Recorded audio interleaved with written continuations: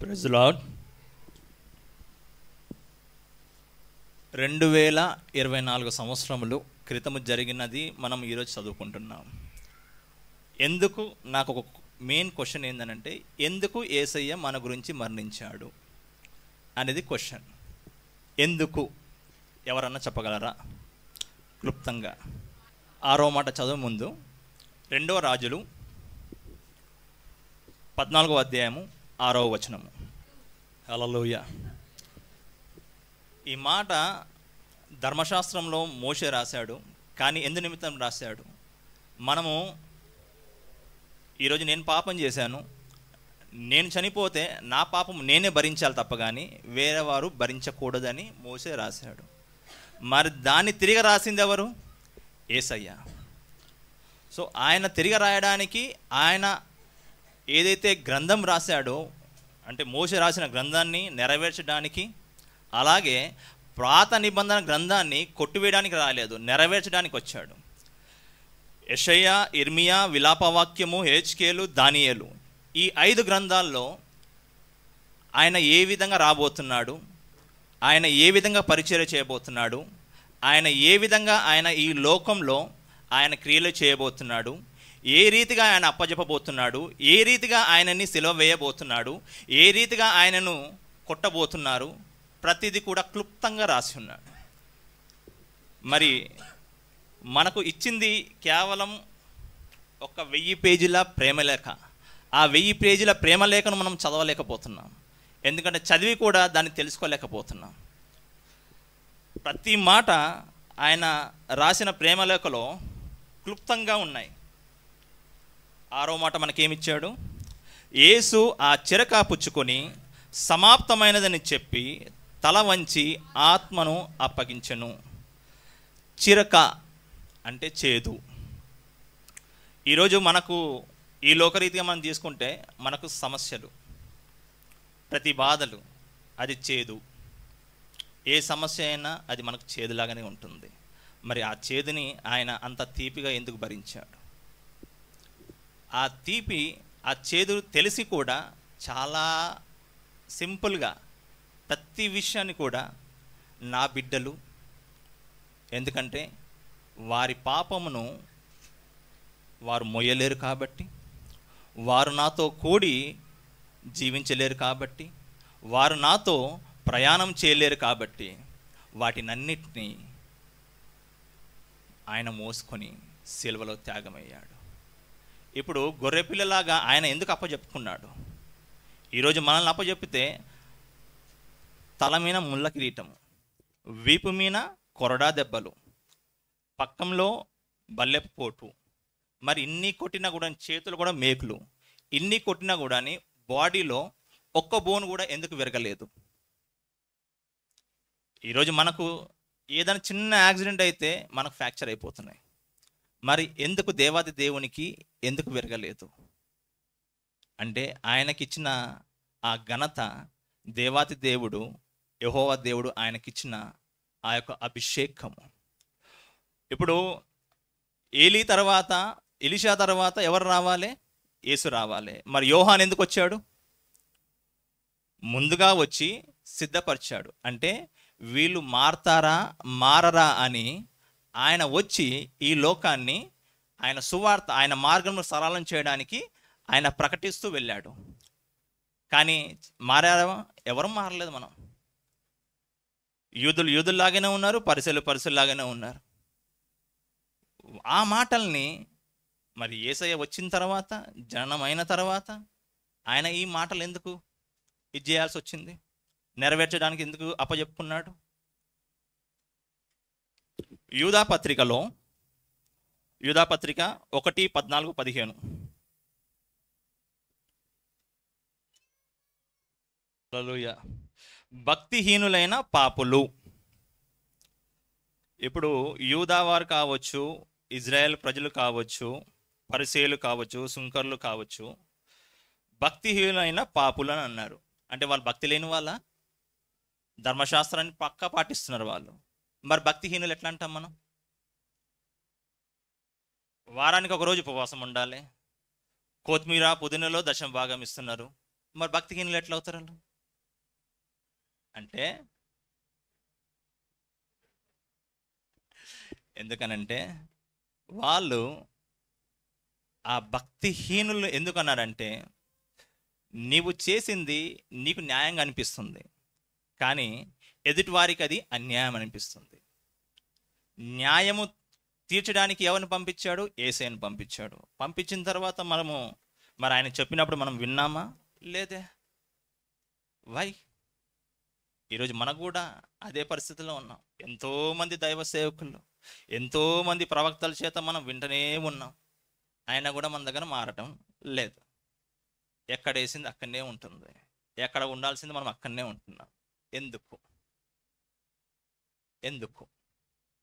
ఇది ఈ 7 మాటలు మనము ఇక్కడనే ఓన్లీ వన్ టైం మాత్రమే దీన్ని ధ్యానించుకుంటాం. మరి మిగతా సమయంలో ఎందుకు ధ్యానించుకోరు? చాలామంది చెప్తా ఉంటారు, ఒక్కొక్క వచనం ఎప్పుడన్నా చెప్తా ఉంటారు, కానీ మనకి ఎక్కదు. సో ప్రతి విషయంలో కూడా ఆయన మనల్ని, మన ఆత్మను ఆయన ఆత్మతో పెనివేసుకోమంటున్నాడు. ఆ చేదుని నువ్వు కూడా తీసుకుంటే నీకు తీపిగా ఉంటుంది. ఆ చేదును పుంజుకోవడానికి నువ్వు సమర్పించుకోవట్లేదు. ఆ చేదు అనేది నువ్వు నా కాడిని నువ్వు మోసుకుంటే నీకు సులువుగా ఉంటుందన్నాడు, కానీ బరువుగా ఉంటుందని అనలేదు కదా. మరి కాడి మోసుకోవడానికి నువ్వు వస్తే కదా, ముందుకు రావాలి కదా. 1000లో ఒక్కరు, మరి మిగతా 999 మరి బుద్ధిగల కన్యకలు, బుద్ధి లేని కన్యకలు ఏం చేశారు? 5 మంది ఏమో రాజుతో వెళ్ళారు, 5 మంది ఏమో గేటు ముందే అయిపోయారు. మరి మనం బుద్ధిగల కన్యకలాగా ఉందామా, బుద్ధిహీన కన్యకలాగా ఉందామా? ఇంకోటి,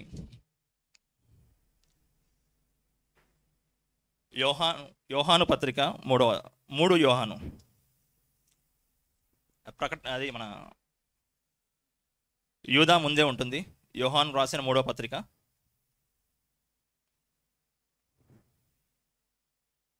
1-2.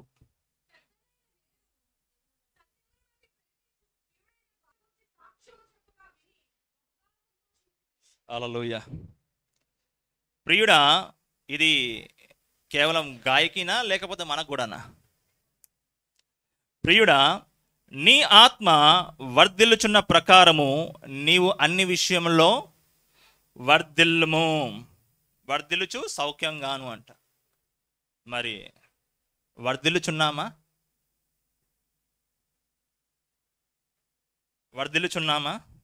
లేదు. అంటే కేవలం మనం ఈ శారీరకంగా మనం వర్ధిల్లాలా, లేకపోతే ఆత్మానుసారంగా కూడా వర్ధిల్లాలా? మరి ఆత్మానుసారంగా అన్నప్పుడు మరి ఎంతవరకు మనం తీసుకుంటున్నాం ఈ మాటల్ని? శరీరానుసారంగా ఈరోజు మనకి ఏదైనా బాధ వచ్చింది అని అంటే మనం 24 గంటలు దాని గురించే చింతిస్తాం తప్ప, కానీ సరే ఈ కీడు వచ్చింది, కీడు వెనుక నాకు ఏముంది అనేది మీరు ఎవరైనా గ్రహించుకుంటున్నారా?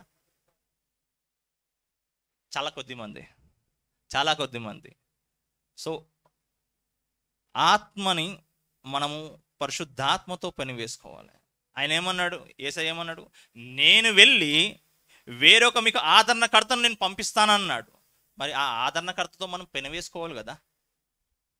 ఇప్పుడు 120 మంది శిష్యులు మేడగది మీద కూర్చున్నప్పుడు ఆ అనుభూతి ఏ రీతిగా ఉంది? వారి మీద పరిశుద్ధ అగ్ని వచ్చినప్పుడు అన్య భాషలతో మాట్లాడారని సెలవిచ్చాడు. మరి ఎక్కడ మాట్లాడుతున్నాం మనం? మార్కు సువార్తలో ఏమన్నాడు? మీరు సర్వలోకమునకు నా సువార్తను ప్రకటించుడి, నేను మీకు అధికారం ఇస్తున్నాను సెలవిచ్చాడు. ఈరోజు నమ్మిన వారము, విశ్వసించిన వారము వెళ్తున్నామా? మన పరిమితి ఇంతే కదా, మన సరిహద్దులు ఇంతే కదా అని మనం ఉంటున్నామా? మన ఆత్మ చేదుని కూడా మింగాలి, చేదును మనం స్వీకరించాలి. అన్ని విషయంలో మనకు అన్ని సుఖాలు ఉండవు, కొన్ని విషయంలో మనకు ఏది కూడా ఉండదు. అది పొందుకునే విధానము మనకు రావాలి. ప్రకటన 5:12. ఎందుకంటే మనకు గొర్రెపిల్ల బలి అయినప్పుడు మనకి ఏమేమి వచ్చాయి? హల్లెలూయా. గొర్రెపిల్ల బలి అయింది, దాని వెంట ఏ ఐశ్వర్యం వచ్చింది? ఈ లోక ఐశ్వర్యమా, పరలోక ఐశ్వర్యమా? జ్ఞానము ఈ లోక జ్ఞానమా, పరలోక జ్ఞానమా? మరి బలము, ఘనత, మహిమ, మరి ఇన్ని వచ్చాయి మనకు. మరి ఒక గొర్రెపిల్ల చనిపోతే ఇన్ని గానం వచ్చాయి మనకు. మరి మనం ఇంకా ఎంత ఉండాలి? ఆయన నామం బట్టి మనం ఎంత కార్యం చేయగలము? ఆయన నామం బట్టి మనం ఎంత బలముగా మనం వర్ధింపగలము? ఆయన ఎంతగా మనం స్తుతించగలము? ఒకసారి పరీక్షించుకో. జ్ఞానము తనదాన్ని విర్రవీగొద్దని సెలవిచ్చాడు. ఎవరికి? మనం విర్రవీగుతున్నాం ఈ లోకానుసారంగా. కొద్ది జ్ఞానం వచ్చిందంటే నాకన్నా తోపు ఎవరు లేరు భయ్, నేనే తోపు. సో ఆయన ఐశ్వర్యము లెక్కలేనిది, ఆయన జ్ఞానము మనం వెలకట్టలేనిది, ఆయన బలము ఇక వివరించలేనిది. సముద్రాన్ని 2 పాయలుగా చేశాడు. నీ జీవితం నా జీవితం ఎంత? ఆయన గొర్రెపిల్లగా ఈ లోకానికి వచ్చి తనకు తాను అర్పించుకొని సమర్పించుకొని నా పాపాల నిమిత్తము 2024 సంవత్సరముల క్రితమే ఆయన మన నిమిత్తము వెల చెల్లించాడు. ఈరోజు అనేకుల దైవ సేవకులు మనకు అందించిన ఈ ప్రేమ లేఖను మనము చదవలేకపోతున్నాం. ఈరోజు ఈ మాటలు మనకు దేవుడు బలముగా ఇచ్చాడు. యెషయా 53:6.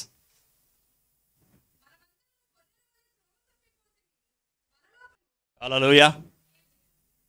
సో యెహోవా దేవుడు, మనము చిన్న గొర్రెలము కాబట్టి మనం త్రోవ తప్పడానికి సిద్ధంగా ఉంటాం. ఈ లోక ఆశలకు మనం లోనైపోతాం. మన శరీర ఇచ్చలు కావచ్చు, మన చూపులు కావచ్చు, మన మాటలు కావచ్చు, మన ప్రవర్తన కావచ్చు, వీటినన్నిటినీ నిమిత్తము ఆయన బలయ్యాడు. మరి సొదొమ గొమొర్రా ఏ రీతిగా నాశనమైంది, వాటినన్నిటిని భరించడానికి, లేఖనమును తిరిగి నెరవేర్చడానికి, ఒక్కటి కూడా ఇది నేను నెరవేర్చలేదని కాదు, ప్రతి లేఖనమును నెరవేర్చిన సమర్థుడు ఒక్కడే ఒకడు, అదే క్రీస్తు యేసు. ఆయన రక్తం బట్టి మనకు రక్షణ వచ్చింది, ఆయన రక్తం బట్టి మనకు విడుదల కలిగింది. ఈరోజు ఆయనను బట్టి మనము స్వేచ్ఛగా తిరగలుగుతున్నాము. ఈ సువార్త అనేకులకు మనము చాటి చెప్పుదము రండి. ఇచ్చిన సమయం బట్టి దేవునికి స్తోత్రము కలుగును గాక.